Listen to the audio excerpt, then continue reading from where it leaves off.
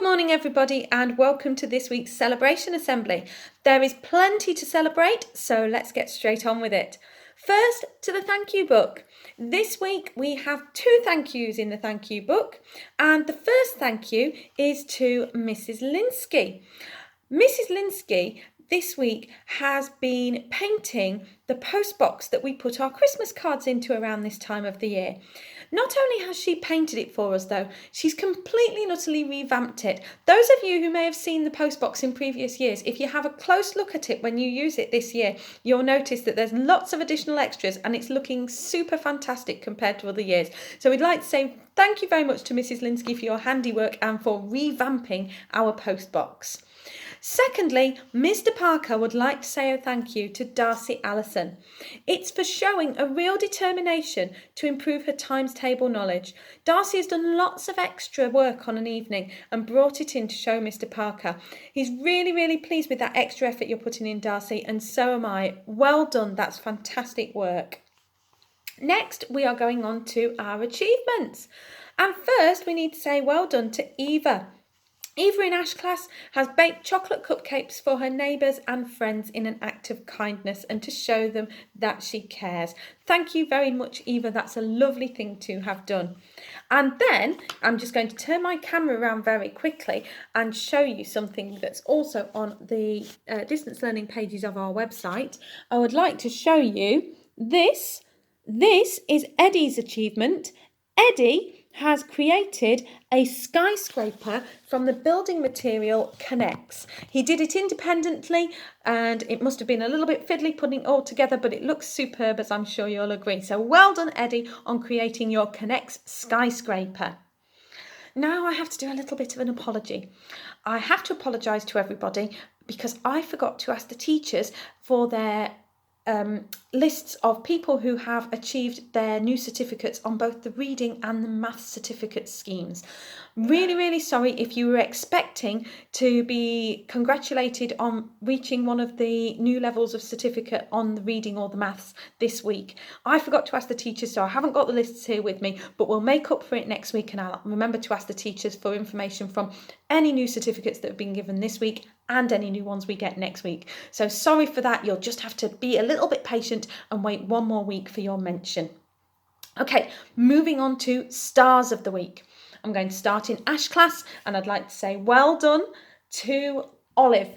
Olive has tried really hard with everything, says Mrs. Allen and Mrs. Cutler. She sits and listens beautifully on the carpet and shows excellent concentration.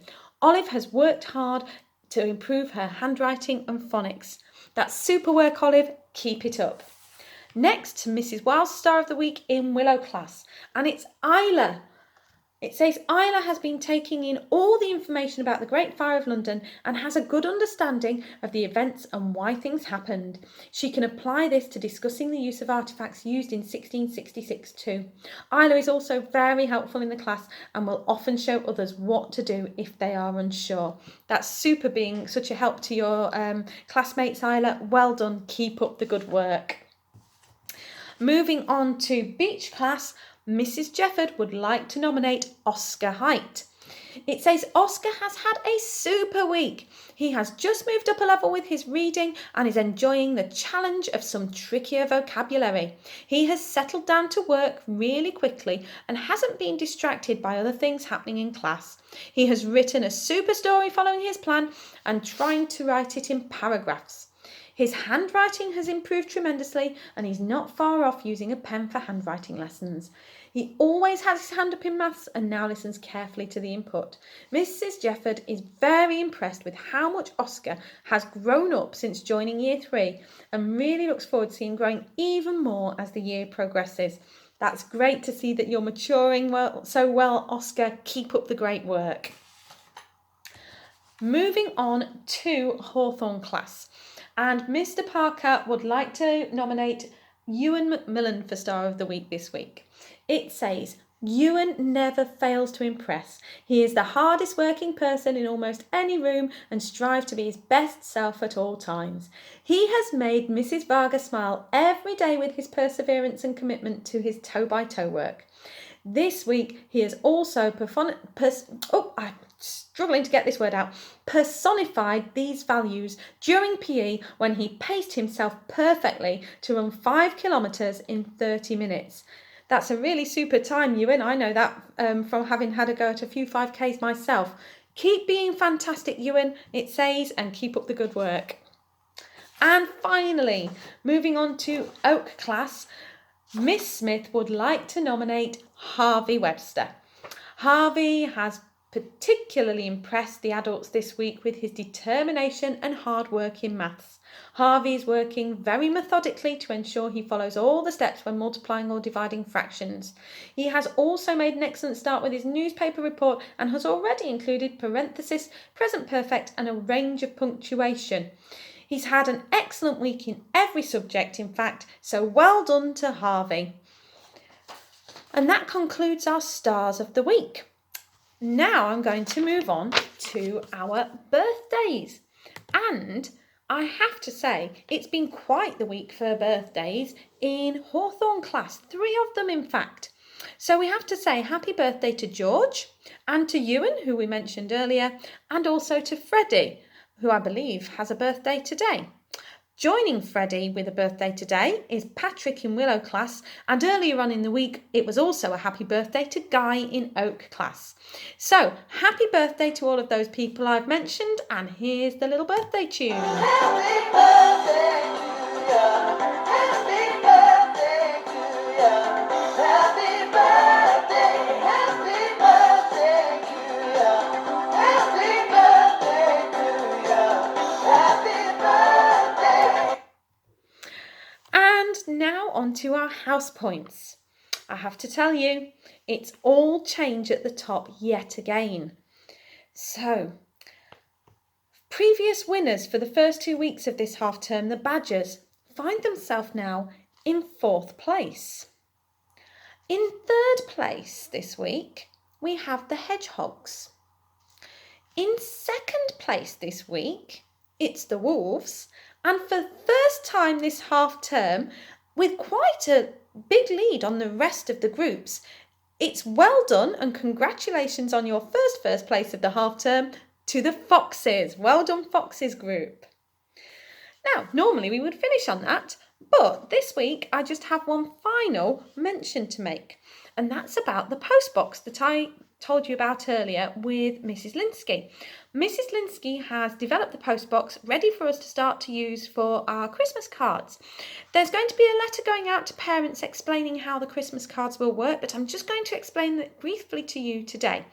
If you want to send Christmas cards, you still can send Christmas cards. The postbox will be available.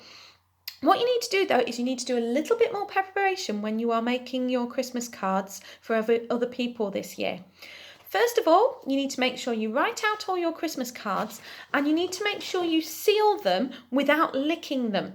You might want to take a little paintbrush and a pot of water to be able to seal the envelopes. You might want to just tuck them inside, or you might have bought some cards that have already got some stickiness so that the envelopes will self-seal.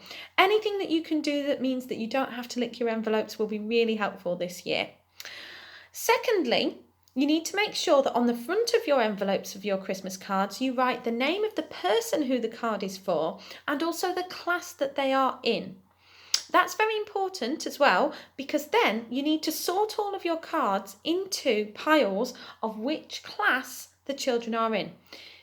When you bring them to school, tucked inside the postbox, you will find some plastic wallets. Those plastic wallets will have class names on them, and you need to make sure you pop the cards for each class into the right plastic wallet. And if you've been so kind as to do some cards for some of the staff around school, there is an extra wallet called staff, and you can put any cards for staff in the staff wallet. Now, you don't have to remember all of that. There's going to be some information on the newsletter so that parents can help you with it. But just wanted to mention it to you because some people might have been wondering, are we having the postbox this year and delivering cards? Are we not? The answer is yes. But like a lot of things, if we get cards come in the postbox, Please don't expect them to be delivered to your friends on the same day this year. This year there will have to be a little wait, a couple of days whilst the cards are quarantined before we give them back out again. So you will get to bring in your cards for people. You do need to sort them into the plastic envelopes and then be a little bit patient because your friends actually won't get them until a couple of days later. It's actually probably a bit more like the real post, because that's what happens when you post a real card. It doesn't tend to turn up the same day. It does take a day or two to arrive. So hopefully lots of you will be writing cards for your friends and still using the post box and having a good look at the wonderful work of Mrs. Linsky when you do actually post your cards into the box. That's it for this week's assembly. Thank you for listening and goodbye for now.